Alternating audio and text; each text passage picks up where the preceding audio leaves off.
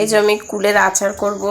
এই যে 5 মিশলি জিরে আছে, আর এর মধ্যে আছে মৌরি, শুকনো লঙ্কা আর ওই ধনে, আর এই যে আখের গুড় 250 আর কুল। এইবার চাপাবো। এই যে কড়াই পরিমাণ মতন তেল দেব। এই যে পরিমাণ মতন তেল দেব। এবার ভাজা মশলাটা ভেজে নিয়েছি শিলে।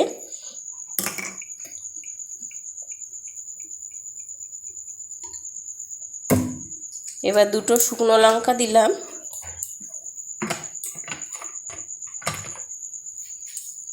লঙ্কা দিয়েছি। এবার দেব 5 ফোড়ন। এই যে 5 ফোড়ন দিলাম। একটু মৌরিটা কম হয়েছে বলে আর একটু দিয়ে দিলাম।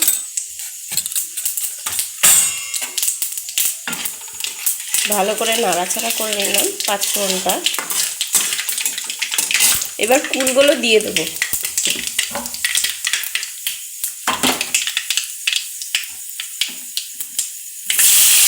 তেলটা প্রায় অনেকটাই দিয়েছি, মিডিয়াম মতন। তো এইসব আমার শেখা সব আমার মামির কাছ থেকে। আমার মামি ভালো রাঁধুনি, মানে রান্না করে খুব ভালো। আর আমি তো মামার বাড়িতেই মানুষ।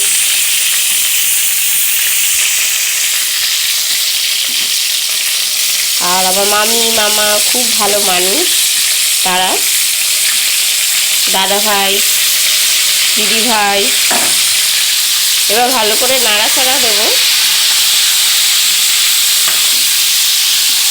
একটু ভালো করে ভাজা ভাজা করে নেব। এই যে দেখতেই পাচ্ছেন ভাজা ভাজা অনেকটা হয়ে গেছে। এবার গুড়টা দিয়ে দেবো পরিমাণ মতন। এই যে বললাম না 250 গ্রাম গুড় আছে, পুরোটাই দিয়ে দেবো।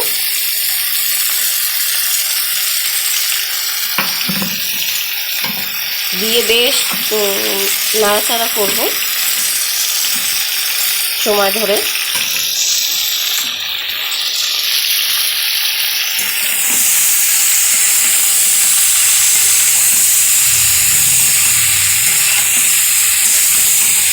একটুও জল দেবো না।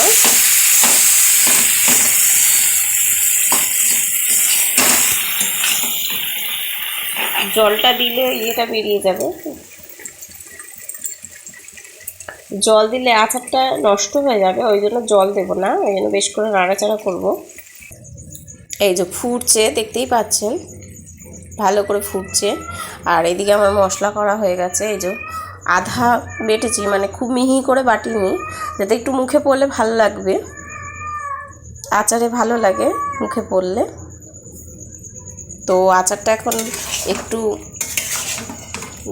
5 মিনিট একটু চাপা দিই, দিয়ে আস্তে আস্তে হোক।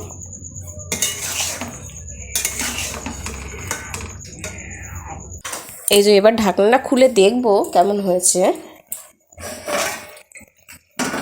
দেখতে পাচ্ছেন কিরকম লোভনীয় হয়েছে। আমারই তো লোভ লেগে যাচ্ছে।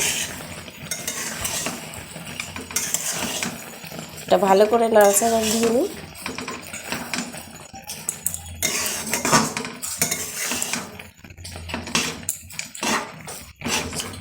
আগে কুলটা না একটু বেশি আমার মনে হয় ভাজা ভাজা হয়ে গেছে, কিন্তু খারাপ হয়নি দেখতে। খেতে অবশ্য টেস্ট হবে।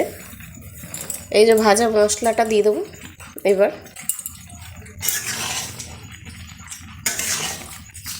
গন্ধটা কিন্তু দারুণ বেরিয়েছে।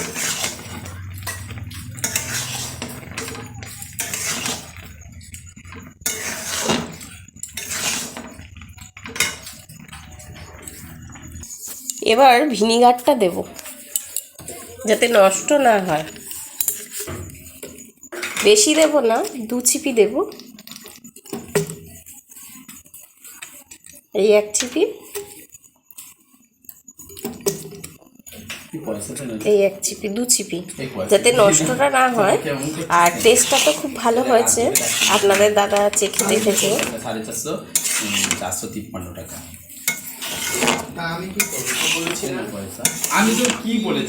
তো কমেন্ট করে জানাবেন কেমন হয়েছে। এই যে ইয়াম্মি একদম।